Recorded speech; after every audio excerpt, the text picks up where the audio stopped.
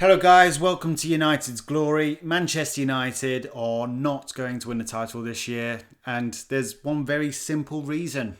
The goalkeeper is not good enough. The goalkeeper is not good enough. Now, I know that's going to hurt some people because a lot of people feel we should be very loyal to David De Gea. He's been very loyal to Manchester United. But can you be honest?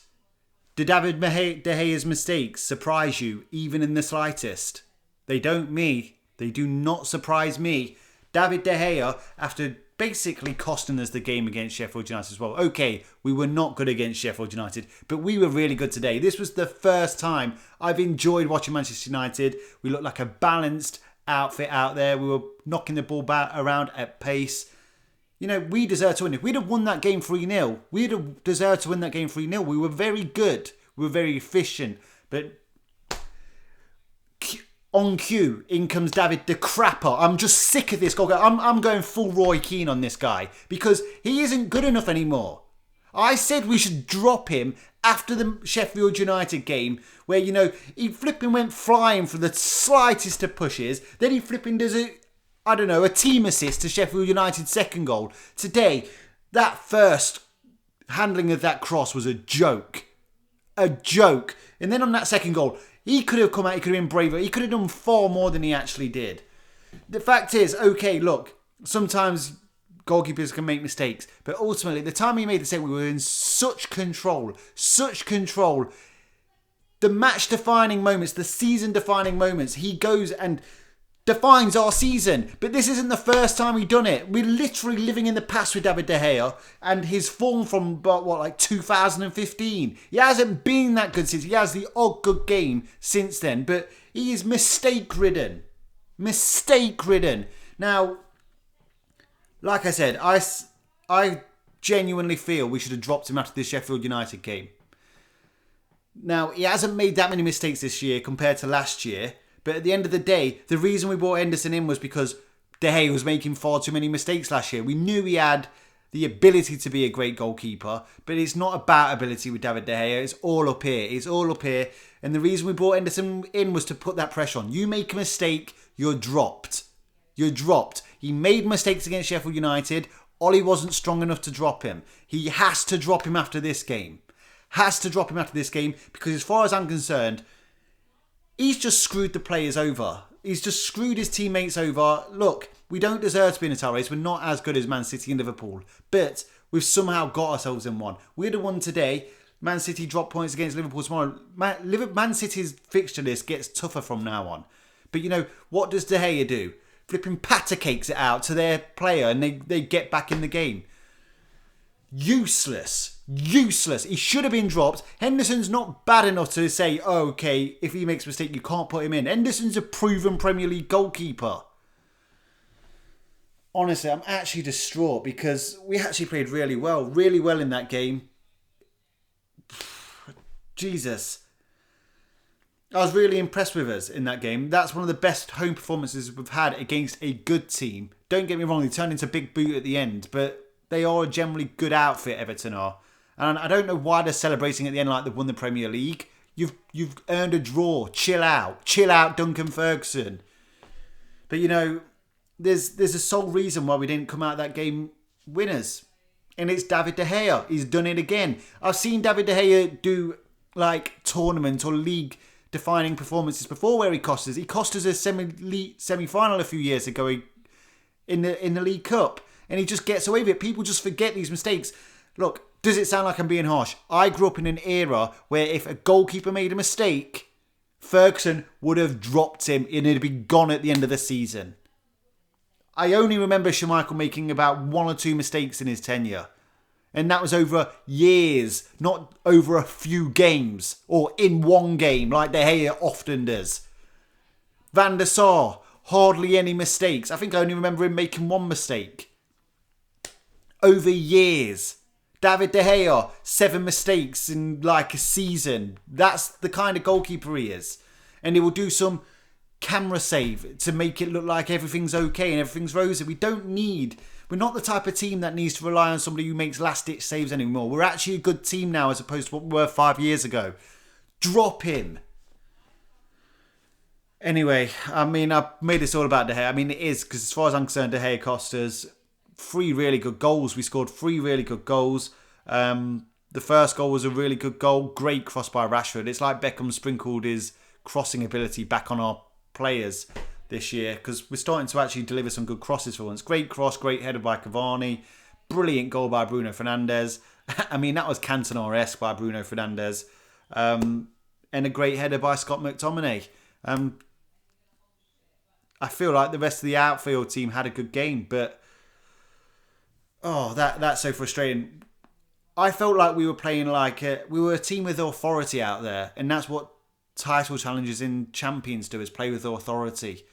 And we played like that, but there's a certain man that can't take authority, and I don't know why we keep defending him over and over and over again. Just because he turned Real Madrid down. Well, he didn't even turn them down in the end. Let's face it, a fax machine saved him going there. Just because he didn't speak out and force a move in public. Apparently we got to take mistake after mistake after mistake with De Gea. He isn't that goalkeeper anymore. Okay, I'm just going to go straight on to player ratings. David De Gea, 1. I've said enough about him already. As far as I'm concerned, he hasn't just cost us this game. He really has just ruined any chances we have of getting in this title race, as far as I'm concerned. And okay, we may not have won it. I'm not the type of person that thinks we would have won the league, because I know we would have fell short somewhere. But I already know that we're going to fall short with De Gea for some reason. His form improved when Henderson came in, but it's dropped again. Drop him. He needs to be. He's overpaid and overrated. I'm sorry, but he's just like Roy Keane says. He doesn't trust this goalkeeper. I wouldn't trust this goalkeeper. He's a great shot stopper, but Henderson's a good shot stopper. Just drop De Gea. It's not like I think Henderson's some wonderful world-class goalkeeper that's like just better than De Gea. It's just you can't keep playing goalkeepers that make mistakes. Be ruthless like Ferguson was. Drop him. 1 for David De Gea. Luke Shaw, 8. I'm really happy with Luke Shaw. Great going forward. He's starting to drive forward with the ball now more occasionally, and that is what you want to see from a Manchester United fullback. He's come on leaps and bounds this year. The competition's done him good, and he's standing up to the challenge. It's all you can ask. Competition does improve players, but when the player doesn't play well, you've got to drop them. Luke Shaw doesn't deserve to be dropped, because Tellers is a very good player, but Luke Shaw's playing excellently at the minute. As a Manchester United fullback, you've got to be able to attack, and he's showing that now. His set piece delivery was magnificent. So I don't know why we don't let him take a free kick from shooting range, because he's got that Beckham-like technique. So I'm going to give Luke Shaw an 8. Wan-Bissaka, I thought he started off quite slowly, quite poorly, but he got into the game. His tackling ability is excellent. He delivers loads of great tackles. There was better interchange play between him and Mason Greenwood today. I think that's because Mason Greenwood had a good game on that right-hand side. But usually when the ball gets to Wan-Bissaka, the attack just breaks down. And I think teams are now doing that deliberately. But if you can find a bit of a relationship with Mason Greenwood, they found one moment where Mason Greenwood cut on his left and crossed it, whereas Mason Greenwood usually wants to go straight for goal. But because he did that, it took their defence by surprise. And it was a really good cross, and we could have scored from it. But Wan-Bissaka a 7 for me today.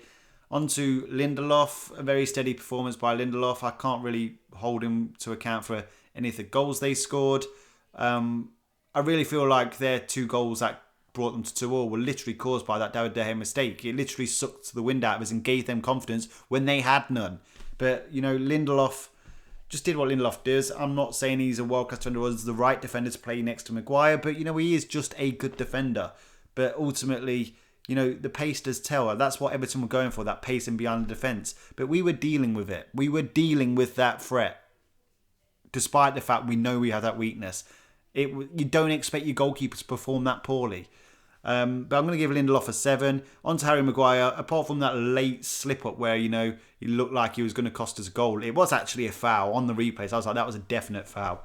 But, an assured performance from Maguire throughout pretty much the rest of the performance. I know full well there'll be people out there blaming the defence. We already know that this defence have a certain weakness, and that's the ball over the shoulder with pace.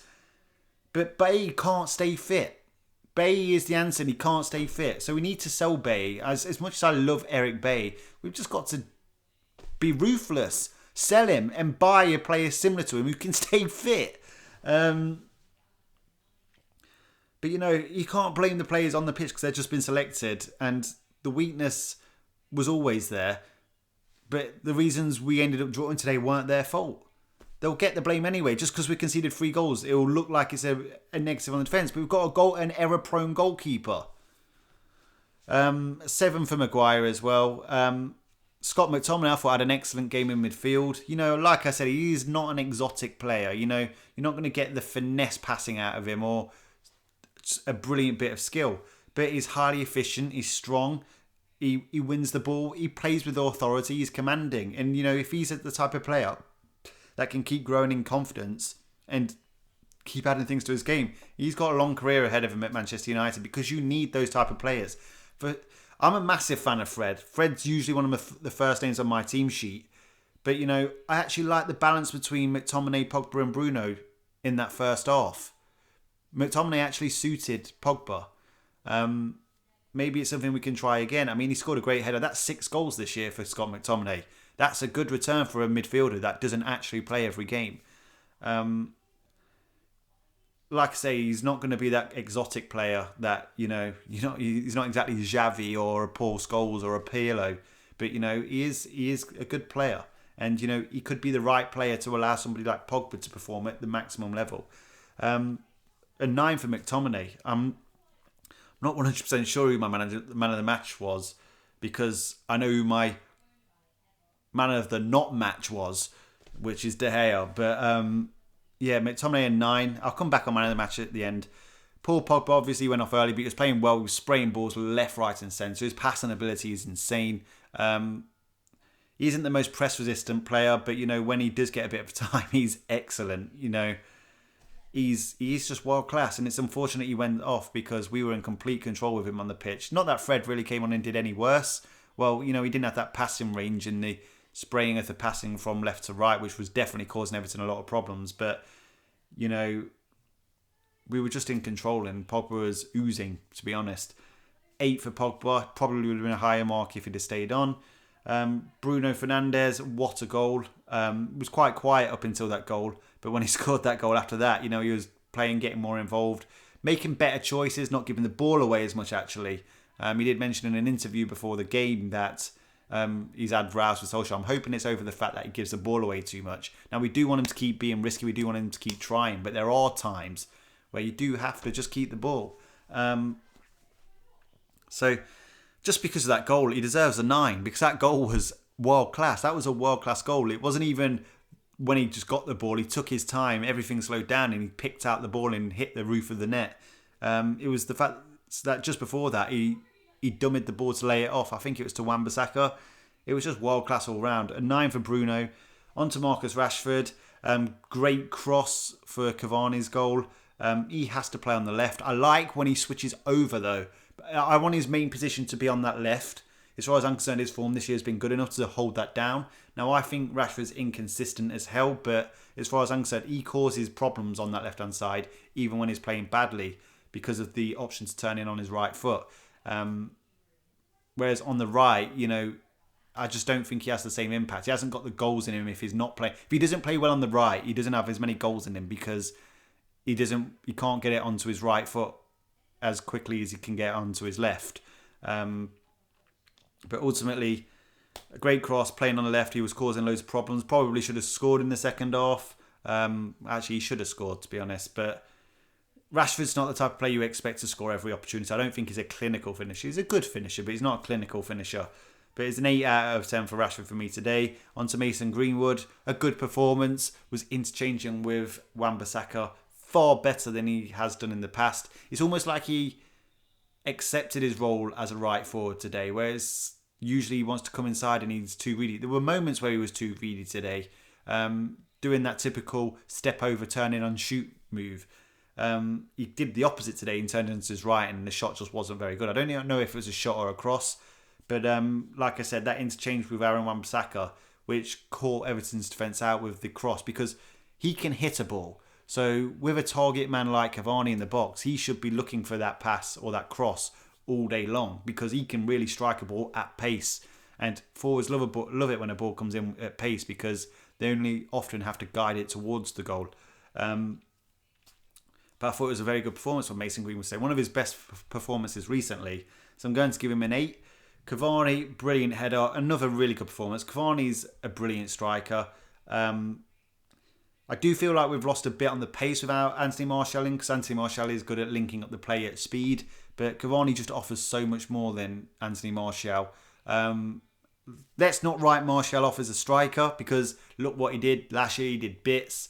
He did show a bit of improvement last year. He just hasn't shown it that much this year. He scored 2 good goals against Southampton, of course. But, let's not write him off as a striker. What we just need to accept is Cavani is in the latter stages of his career. He's 34. He's played at world level. Martial's only really just getting to that. I think he's like 24, 25. I mean, just look at Cavani when he was that age. Cavani's been at that stage of his career, and, you can see that he has everything in his arsenal. His movement off the ball is utterly fantastic. His work rate off the ball is utterly fantastic. Martial has to be watching Cavani and learning off him if he wants to be at the pinnacle of European football in terms of being a striker, because Cavani's a model of that. He glues everything together. There's balance because of Cavani. He knows when to pass first time. He knows when to hold it up. He knows when to press. He can head the ball. He's a physical problem to their defence, and because he's moving constantly, the defences are always having to look where he is. Just a very, very good player. I didn't realise he was this good. I knew he was good, but I didn't think he was this good. He doesn't seem to have lost a step in terms of pace. Of course, he's not a rapid player, but he can glide from one side of the pitch to the other quite quickly. Very impressed with Cavani again. He's on form at the minute, and of course, he deserves to hold his place in the team. A 9 out of 10, another goal for him as well. He's very unlucky to be on the losing side. Fred came on. I don't think our performance dropped too much when Pogba went off. Like I said, we lost Pogba spraying the ball from one side of the pitch to the other. But Fred came on and did pretty well as well. So I'm just going to give him a 7. There was one moment he got in the box, which was a good move, and his cross was awful. If he'd have delivered a good cross there, I think we would have scored another goal. But, he came on and did his job. He just does what Fred does. I'm a massive fan of Fred, but I was very interested in that midfield balance today. It seemed to work. If McTominay can keep evolving, then, he is going to be some player, whether you like his style or not.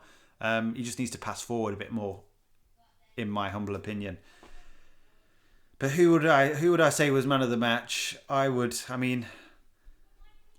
have to say Bruno, just simply for that goal. It was just a world-class goal. That it will probably win goal of the month because it was just that good, and it was just very Bruno. And after that, he became good. Cavani was good for the whole game. It's a tough one. I'm going to give it Bruno just for that goal because it really stood out. But how on earth did we draw that game? And if we'd have won that game, the pressure would have been on City tomorrow. If City had lost, with their run-in, we could have got ourselves into a very fortunate position. And we are a vibe team. When the vibe's with us, we can go on a good run. But I'm just not surprised by De Gea making these mistakes. I'm not surprised. He does it too often. He had a good run at the start of the season. He seemed like he had upped his game due to Henderson. But let's face it, after Sheffield United, he made those mistakes. And it does seem harsh dropping a goalkeeper after one bad performance out of 20. But ultimately, the reason we brought Henderson in was to put that pressure on De Gea. You make a mistake, you're dropped. You can't make a mistake. And it seemed to be working.